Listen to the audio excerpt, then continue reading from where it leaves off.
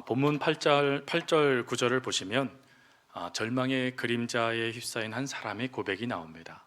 먼저 8절을 보면 형제들아 우리가 아시아에서 당한 환난을 너희가 알지 못하기를 원치 않으니 하면서 힘에 지나도록 심한 고생을 받아 살 소망까지 끊어지고 라고 이야기를 하죠.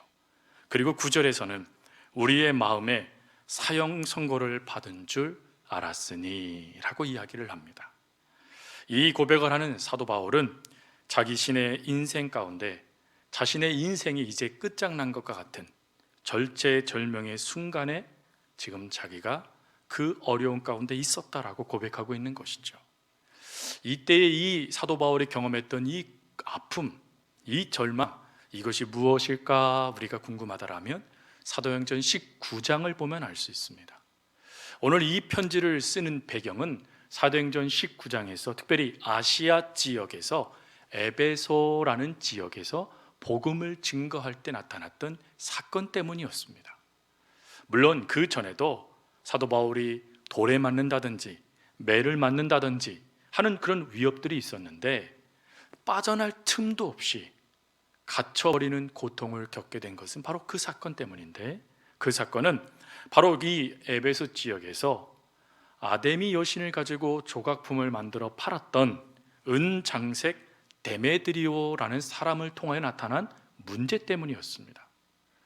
예수 그리스도를 믿는 자들이 늘어나기 시작하고 많은 이들이 우상을 버리고 하나님께로 가기 시작하니까 자신의 생계, 자신의 부, 자신의 권력을 빼앗길 거라는 두려움이 이 데메드리오에게 밀려옵니다.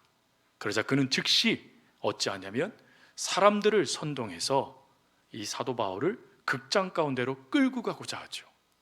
오늘날 극장과 그 당시의 극장은 다르죠. 그 당시의 극장은 원형 극장으로서 대략 사람들이 3만 명 정도 들어갈 수 있는 그러한 극장이에요. 그 안으로 끌려 들어가게 되어지면 죽는 겁니다. 살아나올 수 있는 희망이 사라지는 곳이죠. 근데 그런 어려움이 사도 바울과 그 일행들에게 닥쳐왔다는 것입니다. 그러니 그때의 그 상황을 보니까 마음에 이제 끝났구나, 더 이상 살아날 수 있는 길도 없구나 하는 절망이 밀고 들어왔다는 것이죠. 여러분, 이러한 상황 가운데 누구나 다 주저앉을 수밖에 없고 누구나 다 그 삶을 방관하시는 하나님을 향하여 절망할 수밖에 없을 것 같습니다. 그런데 그러한 순간에 사도 바울 위대한 고백을 해요.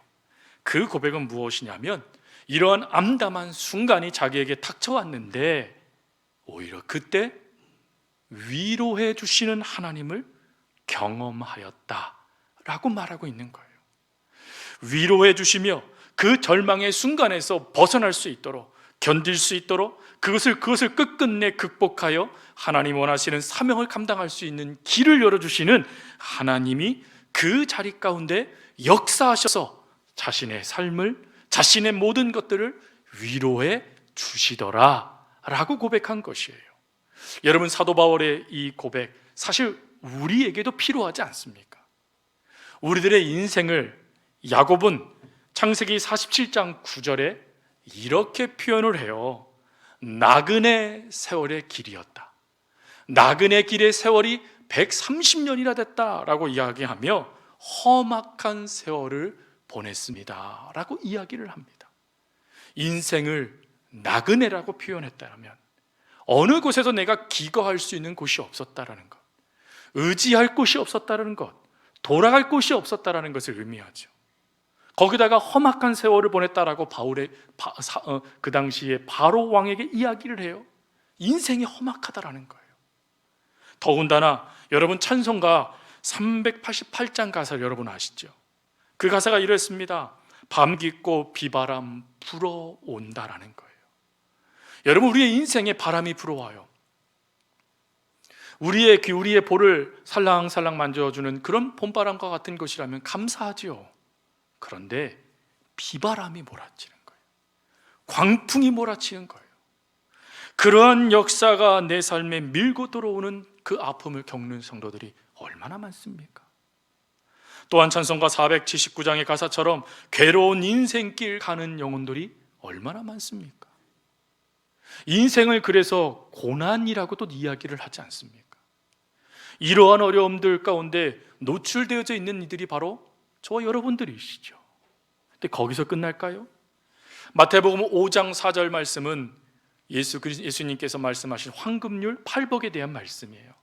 근데 그 팔복 중에 하나가 애통하는 자는 복이 있나니 그들을 위로를 받을 것입니다 라는 말씀이에요.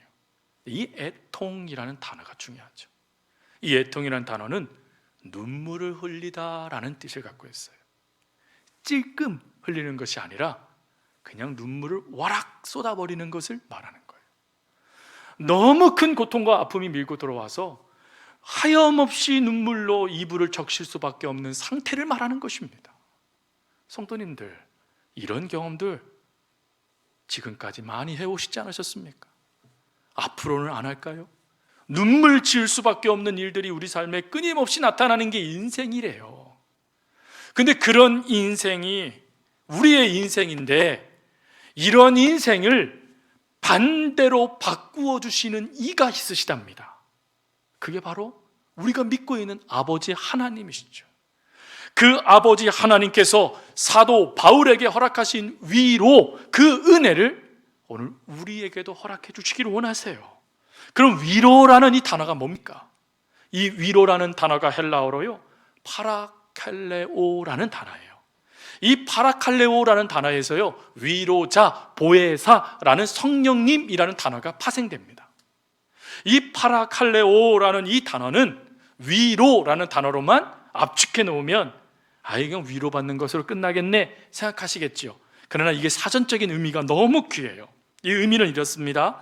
마치 마라톤 선수가 숨을 헐떡거리며 달릴 때 누군가 옆에 가서 함께 달려주며 물병도 주고 힘을 북돋아 주는 것처럼 성령님께서 우는 자의 곁에 오셔서 격려해주고 도와주고 힘을 주면서 기쁨으로 우리의 삶을 이끌어주는 것, 이게 위로래요.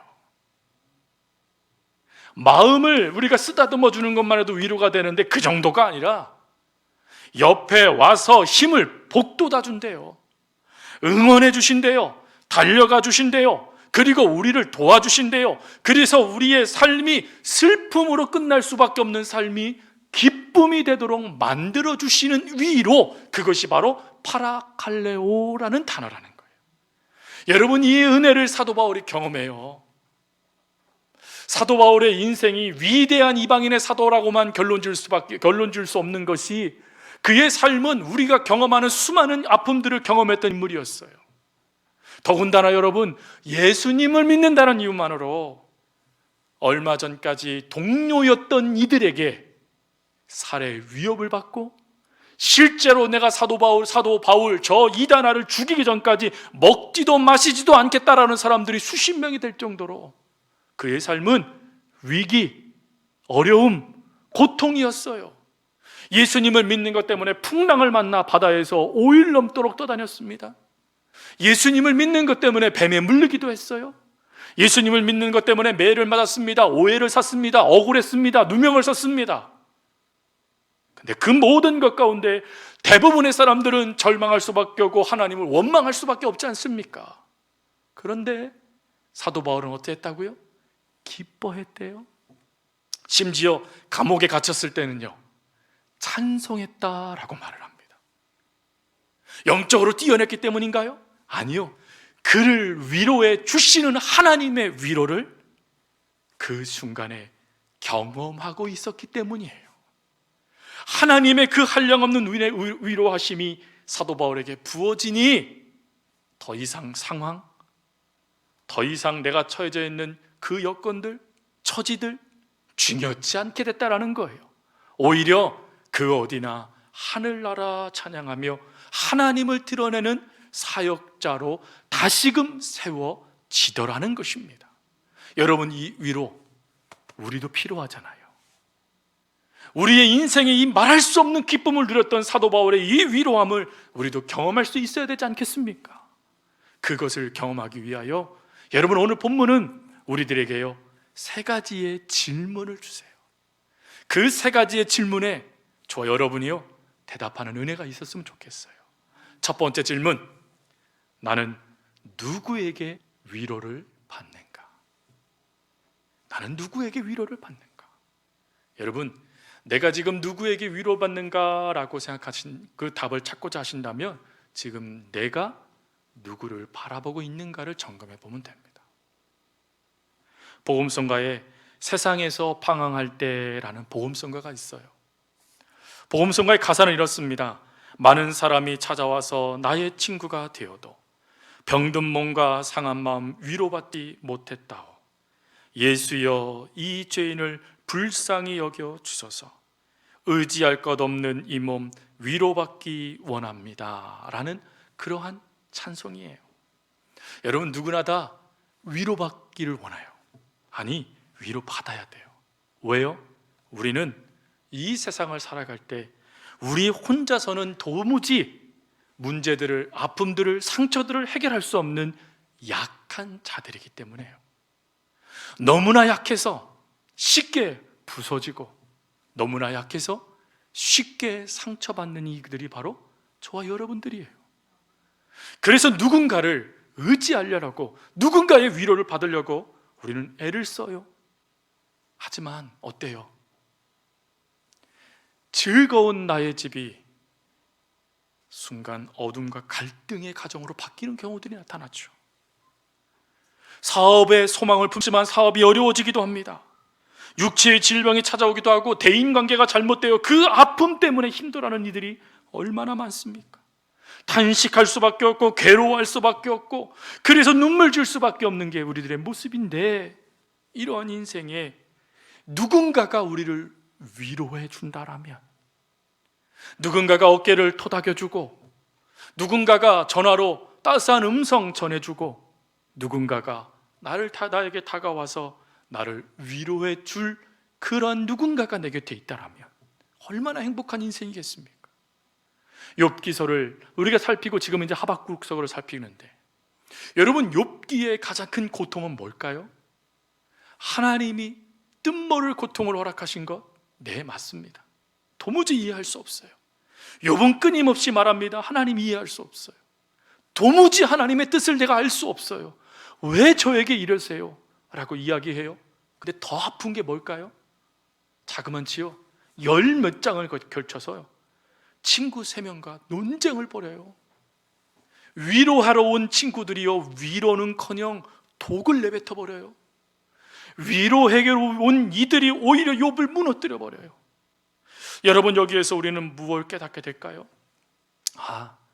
그렇게 누군가의 위로가 필요하다라고 말했던 나에게 사람들은 진정한 위로를 줄 수 없구나 하는 것들을 발견하게 되지 않습니까? 여러분, 우리의 인생에 진정으로 누군가가 위로를 해줘야 되는 사건들을 우리가 겪게 되어진다면, 여러분, 그때에 여러분들을 위로해 주는 이가 누군지를 제대로 파악하셔야 돼요. 성경은 그 위로자는 하나님이라고 말씀하세요. 또한 하나님께서 보내신 성도들이 그들을 위로하게 되어지죠. 여러분, 오늘 본문에 고난, 오늘 본문에 환난이라는 이 단어가요 3번씩 반복돼요. 고난이는 한 성사학자가 이런 말을 하더라고요. 나로 인하여 파생된 아픔들이래요. 나로 인하여. 환난은요, 누군가로 인하여 내가 받은 아픔이래요. 나로 인하여 받은 아픔들, 누군가로 인해 내가 받은 아픔들이요 3번씩 반복됐어요. 이게 뭘까요? 3번만 반복된다는 것이 아니에요. 유대인들에게 3은 완전 숫자입니다. 이건 무슨 뜻하는 것이냐면 끊임없이 인생에 반복된다라는 걸 말하는 겁니다. 실제로 그렇죠. 여러분들이 실수해서 누군가가 상처받고 또 누군가가 여러분들에게 상처 주고 그런 삶을 저희들이 살아가지 않습니까? 근데 이러한 삶이 우리 속에 끊임없이 나타날 때 이거를 압도해버리는 역사가 하나 나타나는데, 그게 뭘까요? 위로라는 거예요. 오늘 사도 바울은 3절부터 11절까지요 이 짧은 구절에 위로라는 단어를 자그마치 10번이나 사용해요. 10번. 10번이나 사용하면서 끊임없이 사도 바울이 말해주고 싶은 것은 무엇입니까? 하나님은 위로하시는데 끝까지 우리를 위로하신다는 거예요. 절대 우리를 포기하지 아니하시고 상황마다 환경마다 순간순간마다 찾아오셔서 위로해 주시는 분이시라는 거예요. 그래서 사도 바울은 3절에 뭐라고 말합니까? 모든 위로의 하나님이시다 라고 말하는 거예요. 성도 여러분, 여러분들이 어떠한 것을 겪어도 우리 하나님이 위로치 못하실 것이 없어요. 하나님은 반드시 그 상황에 맞는 위로를 여러분들에게 주시는 분이세요. 그것뿐입니까? 여러분들에게요, 그 위로를 경험하여 하나님이 누구신지를 더욱더 경험할 수 있도록 역사해 주시는 분이세요. 과거에만 경험하게 하실까요? 현재에만 경험하게 하실까요? 아니요. 10절을 보세요. 하나님은 미래에도 그 위로를 경험케 해주시는 분이시라는 거예요. 그래서 10절에 어떻게 합니까? 건지셨고 건지실 것이며 건지시기를 바란다. 우리 하나님은 그렇게 우리를 위로하시며 역사해 주시는 분이시라는 겁니다. 여러분, 이것을 사도 바울이요 디모데에게 편지를 쓰면서 디모데후서 4장 18절에 이렇게 말합니다. 주께서 나를 모든 악한 일에서 건져내시고, 이 건져내다라는 이 단어가요 현재형이 아니라 미래 진행형이에요. 끊임없이 하나님이 건져내신다는 거예요. 또 천국에 들어가도록 구원하시리니, 이 구원하신다는 것도요 미래적인 단어예요. 그렇게 하실 분이라는 거예요. 그래서 그 하나님을 나는 믿는다라는 겁니다. 그리고 거기서 끝나지 않고 그 믿음을 가지고 뭐 하는 거예요? 축복하고 있는 거예요. 너에게도 하나님은 그렇게 하신다. 여러분, 이게 얼마나 큰 위로예요. 성경에 하나님의 위로를 받는 사람들은 그들만 그 위로를 받는다라고 우리가 생각했는데 아니라는 거예요. 하나님은 그들도 위로해 주시고, 그리고요 오늘 이 땅을 살아가는 성도님들 여러분 모두를 우리 하나님은 위로해 주신다라는 거예요. 여러분, 그 위로의 은혜를 하나님이 허락하심을 통해 우리는 깨닫는 은혜 하나가 있어요. 그게 뭐냐면, 하나님이 위로하실 때 예수님을 보시면 그 위로가 어떤지가 깨달아져요. 예수님은 말로만 위로하시는 분이 아니셨죠. 예수님은 철저하게 손으로 터치해 주시고 잡아주셨던 분이셨어요. 여러분, 하나님의 위로는 그 따스한 손길이 여러분들을 잡아주시는 위로예요. 여러분, 그 손이 우리들에게 다가올 때, 잡혀질 때 우리는 뭘 깨닫게 될까요? 아, 나는 혼자가 아니구나. 나에게는 하나님이 계시구나. 하나님이 나를 위로해 주시는구나. 하나님이 다시금 일어설 기쁨을 주시는구나. 여러분, 깨닫게 되지 않겠습니까? 여러분, 분명히 대답할 수 있길 바라요. 당신의 위로자는 누굽니까? 라고 누군가 질문한다면 나에게 위로를 주실 이는 하나님 한 분이십니다. 여러분, 대답하며 실제로 그 은혜를 누릴 수 있는 저 여러분이 될 수 있기를 주의 이름으로 축복합니다. 그 두 번째 질문은 나는 누구를 의지하는가 라는 거예요. 아까는요, 조금 전에는 내가 누구에게 위로를 받는가, 진정한 위로자는 누구입니까? 라는 거의 질문이었다면, 두 번째 질문은 당신은 누구를 의지하며 살아가십니까? 라는 질문입니다. 여러분, 본문 9절에 사도 바울이 고통을 당하고 아픔을 당합니다. 사망의 순간까지 내몰리게 됐다라고 말씀드렸죠. 근데 그때에 사도 바울이 뭐라고 고백합니까? 왜 하나님이 나에게 이 고통을 허락하셨을까? 깨달아졌다라는 거예요. 그 깨달아짐이 뭐지요? 사람 의지하지 않고 하나님 의지하게 하기 위하여서. 성도 여러분, 우리 주변에 참 우리가 도움을 받아야 될 이들이 참 많아요. 때로는 남편이 우리의 도움이 되기도 하죠. 부모 형제가 우리의 도움이 되기도 합니다. 때로는 지식이, 기술이, 재능이, 명예가, 권세가, 세상이 갖고 있는 그 힘이 저와 여러분들을 충분히 도와줄 것처럼 보이기도 해요. 그래서 우리는 무엇인가 잡히지 아니하면 불안하기 때문에 그것들을 잡으려고 부단히도 애를 쓰죠. 그런데 문제가 있어요. 우리가 의지했던 그것이 우리를 죽일 수 있다라는 것입니다. 얼마 전에 제가 뉴스를 하나 봤어요. 그 뉴스의 내용은 이렇습니다. 친구를 믿고 이제 외제차를 구입하는 거를 이 친구를 믿고 도장을 찍어주고, 그리고는 그 친구에 따라 이 친구가 이자를 갚아준다 해서 믿고 그것을 맡긴 거예요. 그랬더니요, 그 친구가 사기를 친 거예요. 그래서 사기범이 되어졌고, 그 친구에게 그것을 산 친구가요, 그리고는 범죄자가 되어져 그것을 물어줘야 되는 상황 가운데 내몰리게 된 거예요. 그걸 얘기하더라고요. 그러면서 기자가 이런 말을 합니다. 이제는 진정한 친구도 없는 세상인 것 같습니다. 그렇게 의지했던 친구조차도요, 친구뿐입니까? 가정은 어떻습니까? 자녀들 가운데 가장 큰 다툼은 유산 문제인 것 같아요. 유산 문제 한번 터지면요, 형제 피부치도 없더라고요. 목숨을 걸더라고요. 아예 목숨을. 여러분, 목숨은 하나님을 믿는 데 걸어야지 어찌 그것에 목숨을 걸까요? 그게 가정이에요. 여러분, 돈이면 형제도 없어요. 여러분, 이런 세상에 여러분들 살고 계시네요. 그러니 얼마나 고통스러우시겠어요. 그럼 왜 이 고통을 우리가 겪어야 될까요? 의지할 자를 잘못 선택했기 때문이에요. 여러분, 다윗 이야기를 하지 않을 수가 없어요. 다윗은 하나님을 의지합니다. 물론 사람을 의지한 적도 있었죠. 하지만 그의 삶에 분명한 경험을 하나 하게 돼요. 하나님을 의지하면 하나님이 이루어 가신다. 그것을 믿고요, 상황마다 그 하나님을 붙잡아요. 사도 바울은 어떻습니까? 조금 전에도 말씀드린 대로 사도 바울은 너무나 큰 고통과 어려움을 당해요.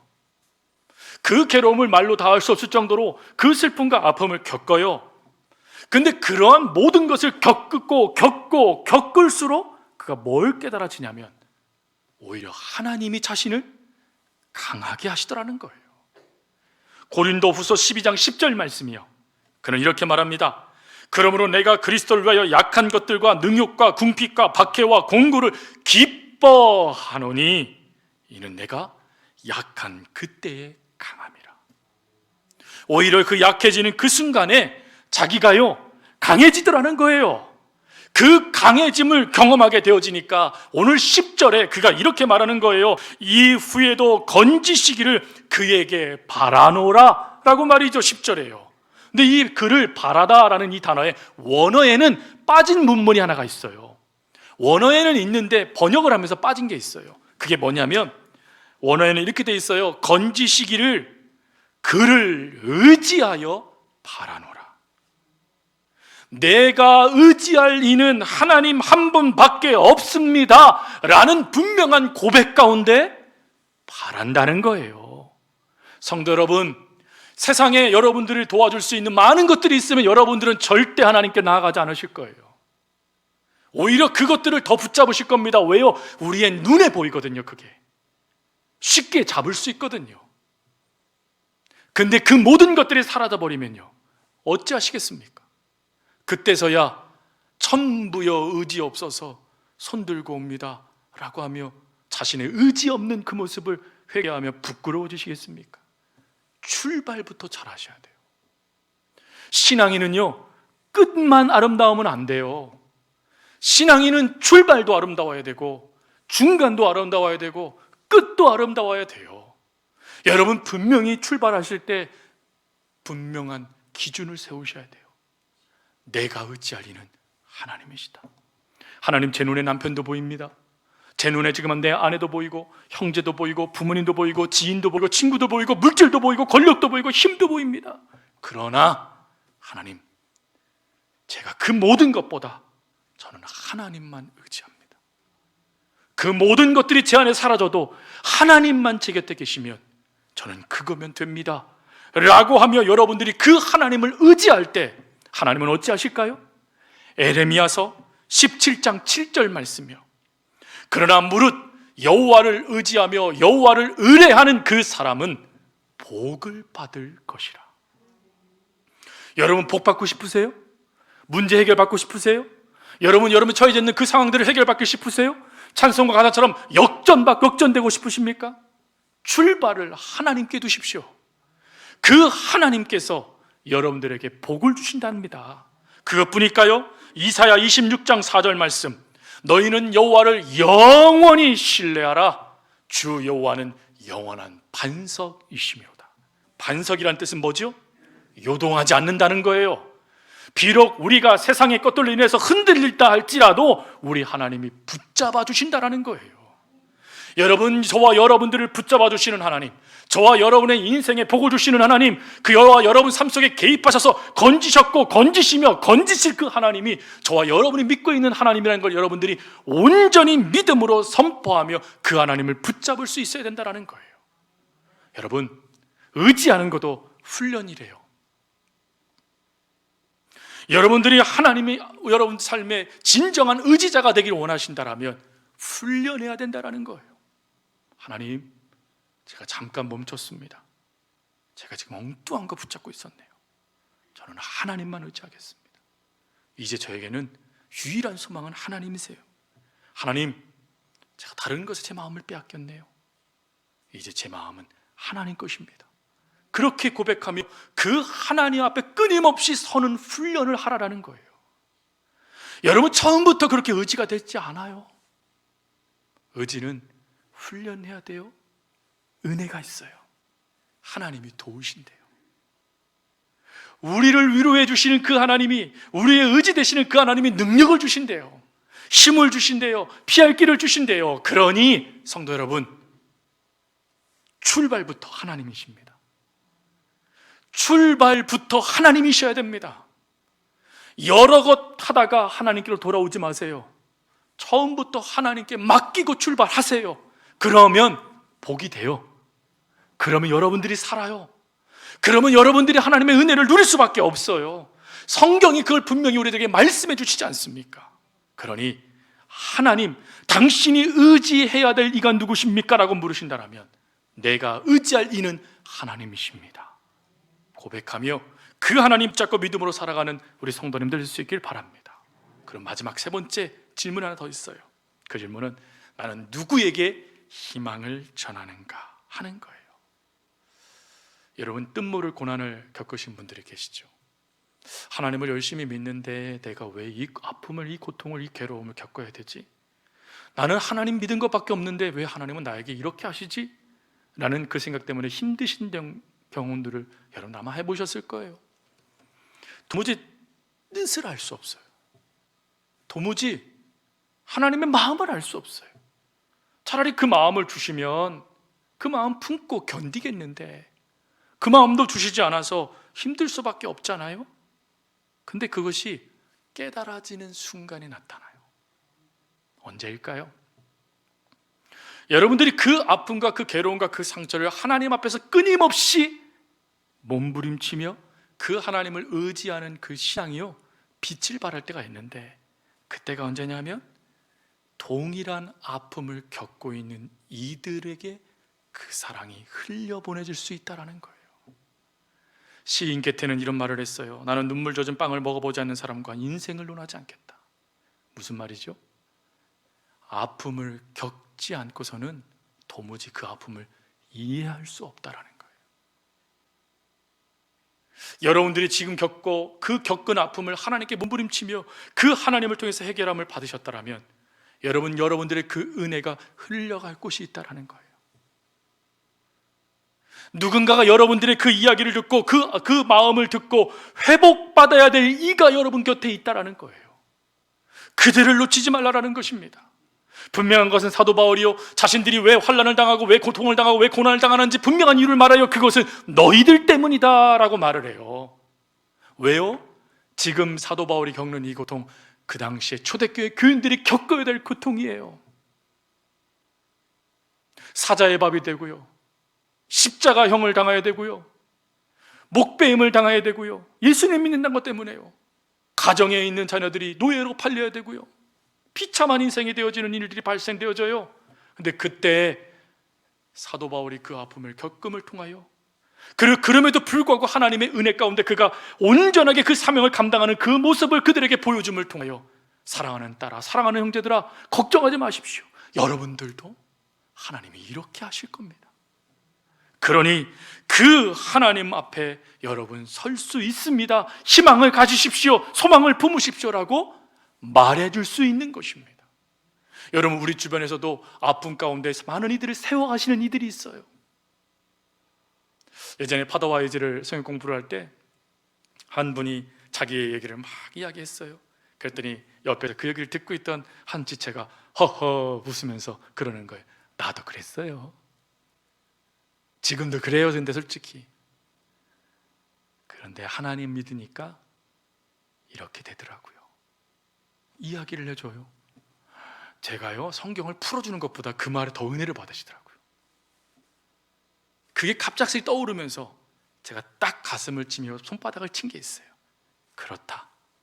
하나님은 아픈 당하는 자를 통하여 아파하는 이들을 회복시켜 주신다. 깨달아진 거예요.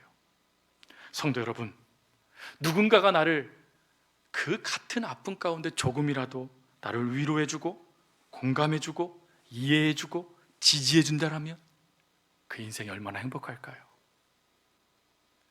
EBS에서요, 한 캐릭터가 지금도 인기를 끌고 있는 캐릭터 하나가 있는데 그 캐릭터가요, 아주 큰 펭귄, 펭수입니다. 펭수. 여러분 혹시 펭수 아십니까? 아시는 분도 계시는군요. 우리 성도님 대부분은 모르시는 것 같았어요. 말씀만 보시고 기도만 하시니 잘 모르시죠? 펭수라는 이 캐릭터가 사람들의 마음을 참 기쁘게 해주고 흐뭇하게 해주었어요. 그래서 왜 사람들이 이렇게 흐뭇하게 했을까 생각해 보니까 그것은 한 가지 이유 때문이래요.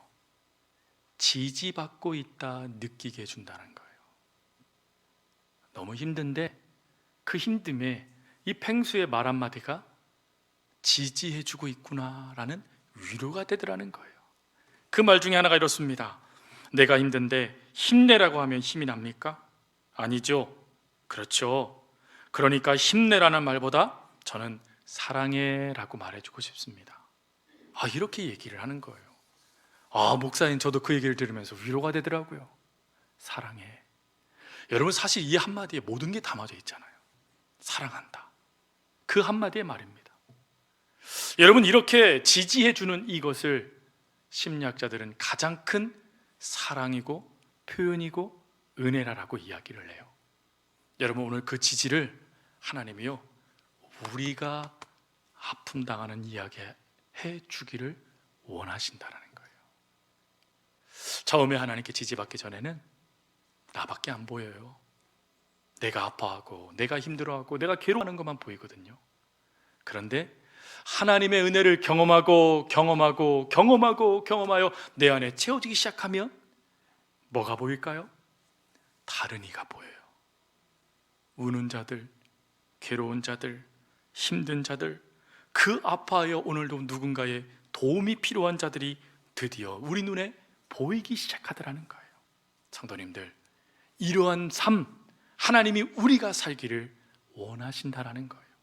그래서 먼저는 하나님의 위로를 충분히 받으세요.